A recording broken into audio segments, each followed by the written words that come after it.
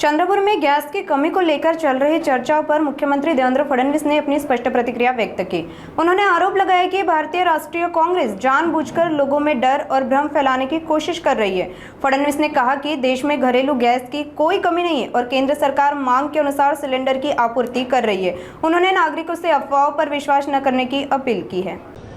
असं आहे की काही पक्ष आणि विशेषतः काँग्रेस पक्ष जाणीवपूर्वक लोकांमध्ये भीती तयार करून त्यांनी रांगा लावाव्या असा प्रयत्न करतोय।